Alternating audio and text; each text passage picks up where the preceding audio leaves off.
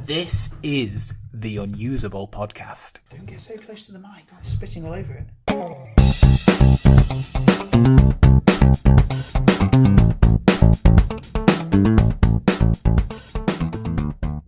Hello and welcome to the Unusable Podcast, where we discuss the importance of user experience in technology and the world around us. My name is David Ball.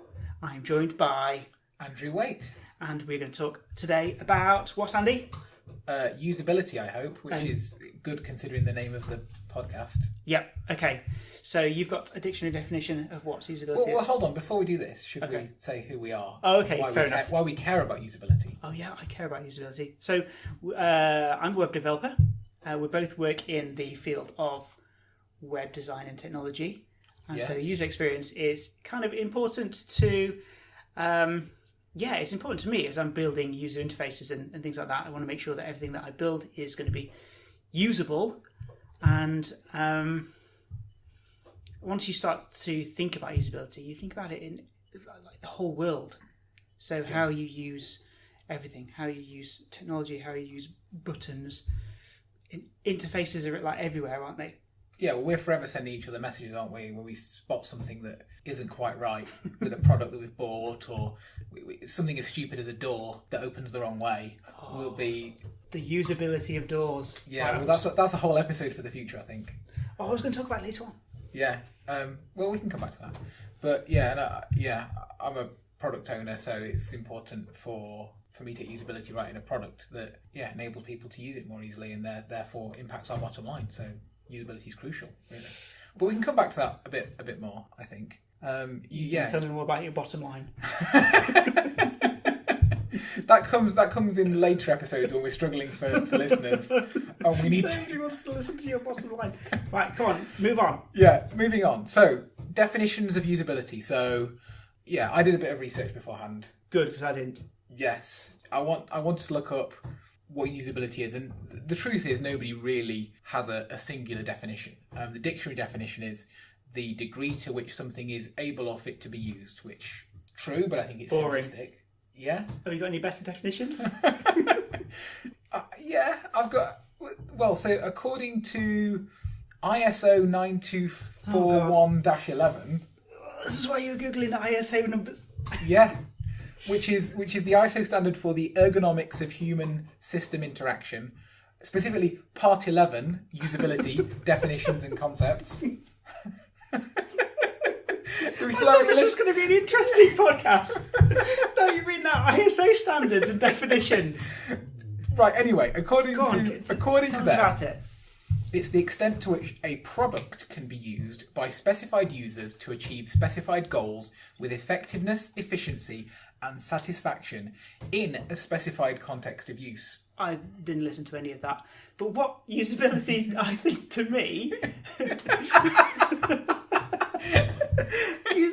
usability is important. It's more important than those words.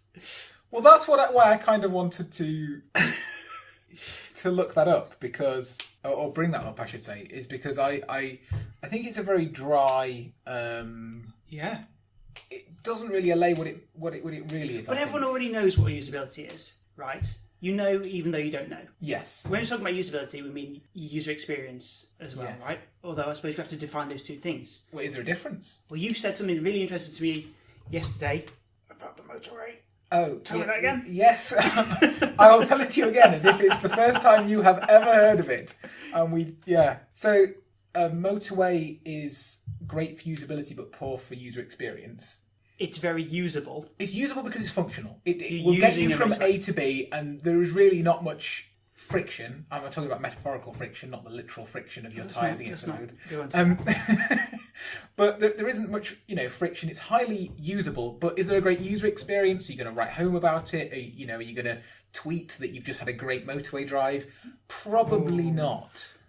And so what they say is that actual user experience is more like a country road. So you might say that's a great driving road. Oh, so you enjoy it. So user experience is you're enjoying your user experience. Yeah, I think. Well, according to this definition, at least, user experience goes beyond. It's usability plus some enjoyment. A potato peeler is probably usable, but does it have a great user experience? Oh, yes. So the reason why I said that I think everyone knows what good user experience is, imagine a door. There's a really good podcast by 99% Invisible, and they talk about Norman doors. Yeah. And so there's this guy called... I think you should explain what a Norman door is. Okay, well, so there's this guy called Don Norman, who's a usability expert, and he works for Apple, and he's an expert. And so he had a problem when I think when he came to England, actually. He was not sure about the light switches, because, rocker switch light switches, it's difficult to know if they're on or off. Say if you've got two, like one upstairs and one downstairs. And anyway, so it's irrelevant. Well, no, I think that now you've got me interested. So in the UK, normally, if it's a single light bulb switch, it's when it's pressed at the lower half, then it's on, and when it's pressed at the upper half, it's off. Normally. Yeah, but not if you've got like one upstairs and one. Oh, downstairs, you mean like a two-way switch to turn it on downstairs? Yeah, okay. Anyway, so he wrote this book about usability, and part of that was doors. So you know when a door works, and you know when a door doesn't work. And when it doesn't work is when you accidentally pushing one that pulls, and it's smacking you in the face, and you're embarrassed about it. This actually leads on to something that I want to say, and I think it's what usability is to me. And that's coming back to your point, because you said you know when a good door works, and I don't think you do. When a good door works, you do not notice. Oh, I see. And I think so that... if you've had a good user experience, you don't notice. Well, I think usability, at least. I think user experience, for me, is more because if it's great, you will want to do something about it, like tweet about it. But usability, good usability, is invisible. In day-to-day life, good usability is invisible. So it's taking the friction out of everything to the point where you just get on with life and don't notice it. So you've got the thing done that you needed to get done. And so the door's job is to open and close. I've opened thousands of doors in my life. Really? That many? Yes. I am a highly qualified door opener. And I think I'm going to put that on my CV. Don't. But anyway, so the reason why I was talking about Don Norman in this country, so he was noting that some doors have a pull handle. But it's a push door. But it's actually a push door. Yeah. And so they've got to have a little instruction on there that says pull or push. And he says that if you've got to have an instruction, then the door's failed, right? And so everything being an interface, the interface itself should tell you what it does and what it's for. It should allow you to discover the things that it does. So a door that has like a flat plate, you've got nothing else to do other than push it. So you immediately know how to work it. If it's got a pull handle, you're immediately thinking, oh, I need to pull. Yeah. I think there are some cases. I think they're niche, but I think there are some cases where that what you just said falls down. So I think in the main, yes, things should be self-explanatory.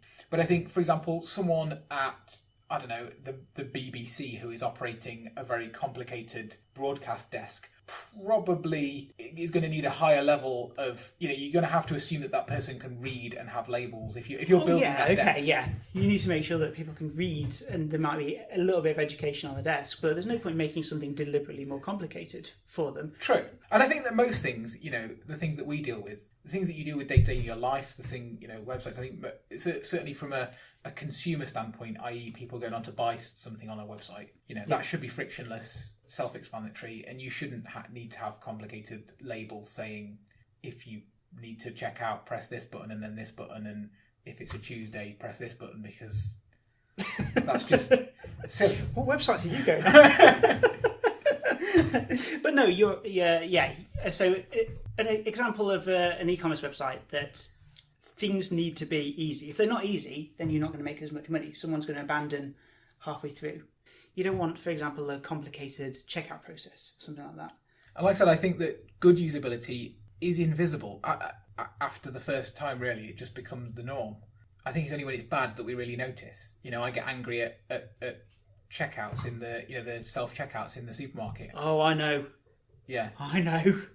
Because they have poor usability, and I notice because it's poor. If those checkouts were great, I would just go on with my day. But because they're so terrible. What's the biggest gripe you've got about them?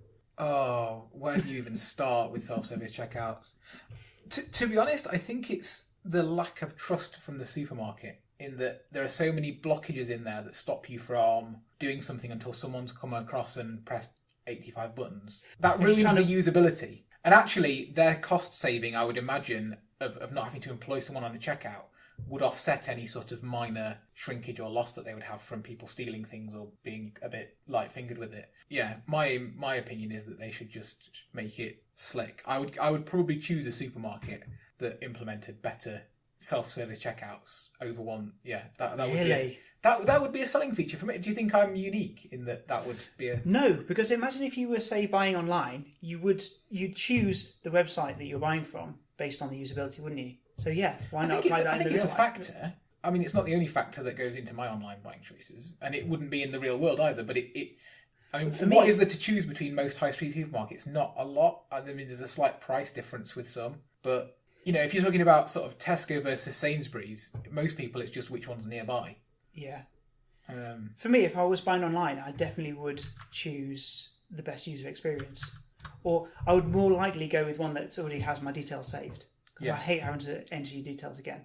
So things like if it remembers what you bought last time and suggests things, you would totally go for that. It's not that. It's that I don't want to have to enter in my address, my credit card, wait for an email to confirm my account. It just all slows it down. That's amusing to me because that is something I'm okay with. But literally it's interesting because that amount of friction, as little as it is enough to stop you from switching to a competitor. Yeah. So if a competitor was able to simplify the sign-up process where somehow they found your address automatically or had a switching process, you'd probably be more likely to go with it. Well, all those things I mentioned, technically, they do get auto-filled by Chrome, don't they? Sometimes. Although it forever is auto-filling the wrong things for me. And also, did you see that? This is a slight tangent, but I think... Go for it. Interesting. Did you see that demo the other day where someone showed a demo where they can steal details from the autofill without you realising? Oh God, don't make me worry about that. So you know how you see some form fields and you click on the first one and it will say autofill these details and then it fills the whole form out. Yeah.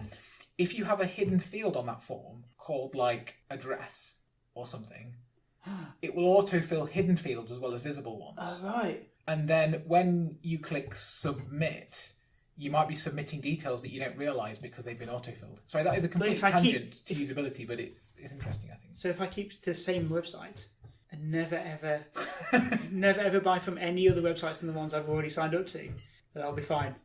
Yeah, I guess so. Although your shopping habits, I'm not sure are making interesting listening for other people.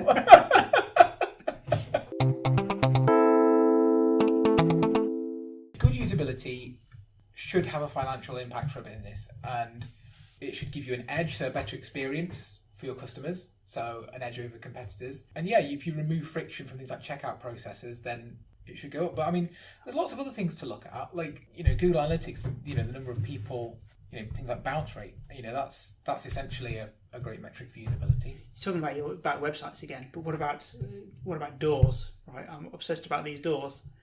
If your door to your business is rubbish and wrong, and you've got loads of people like trying to pull instead of push, or the other way around, they've immediately had a bad experience with your company or business. Yeah. I know you can't really measure that, can you? I think you can.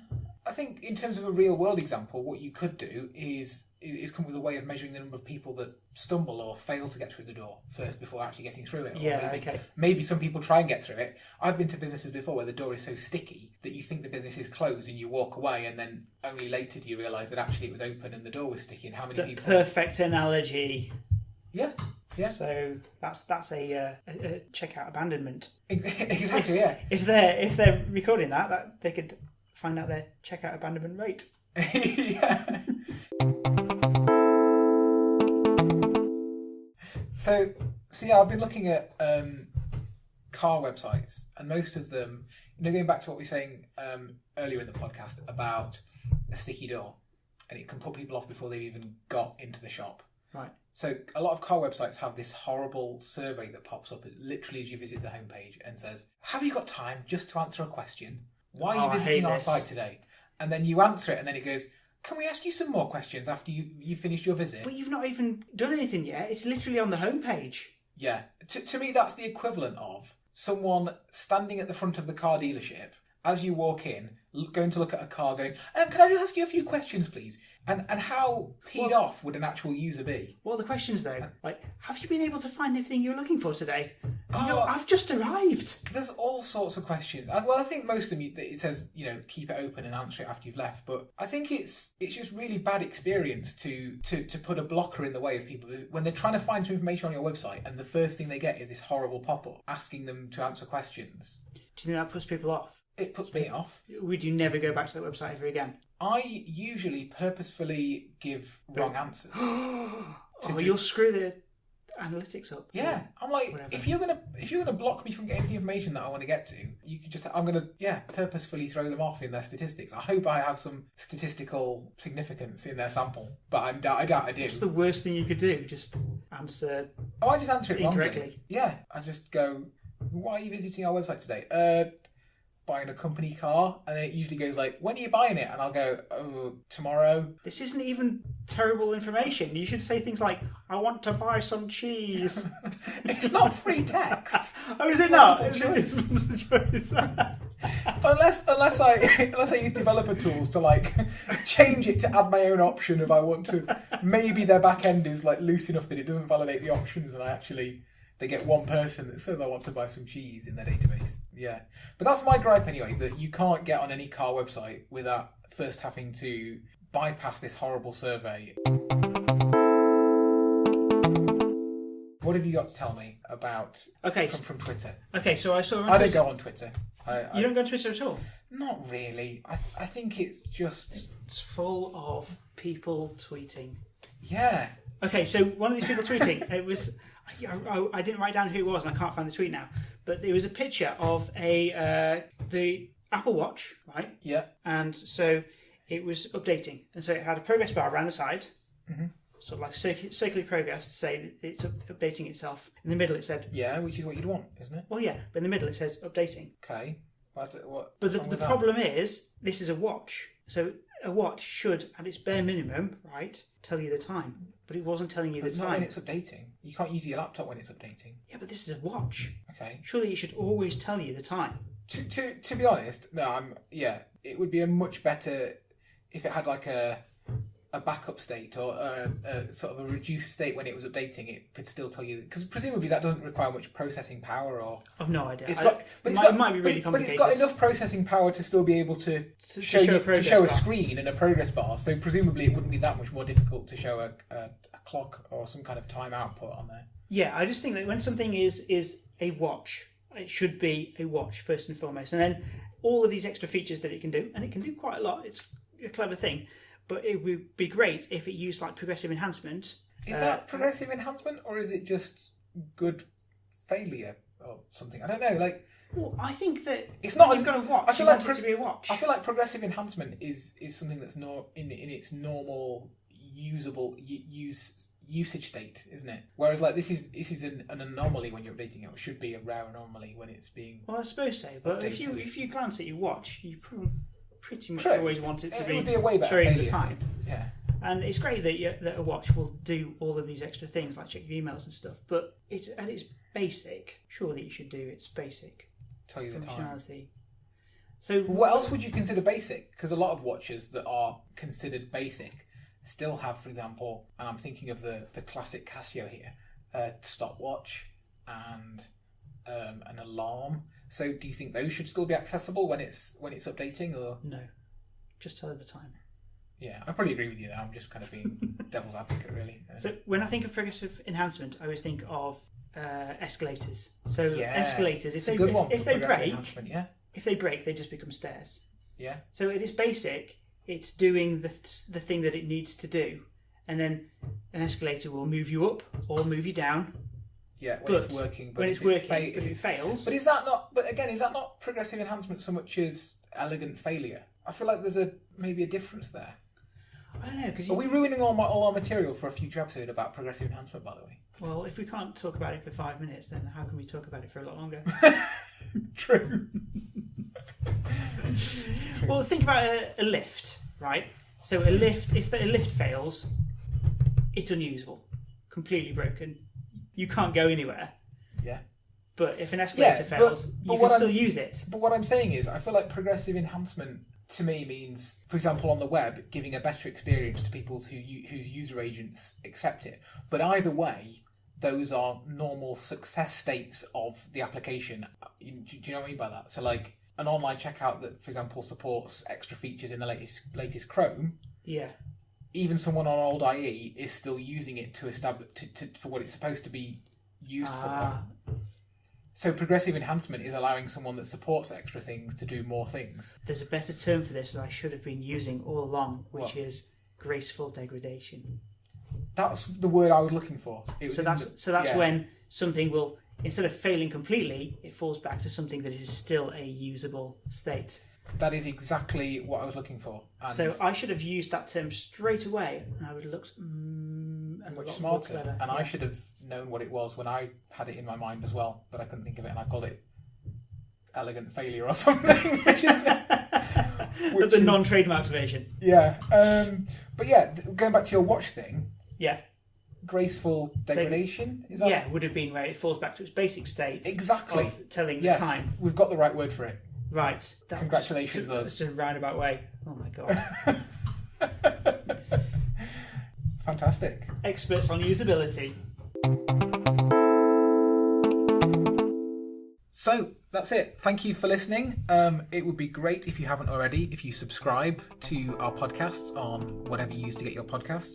If you want to get in touch with us, maybe suggest something that we can talk about in future, then you can message us on Twitter. We are at Unusable Podcast. Okay, bye. Bye.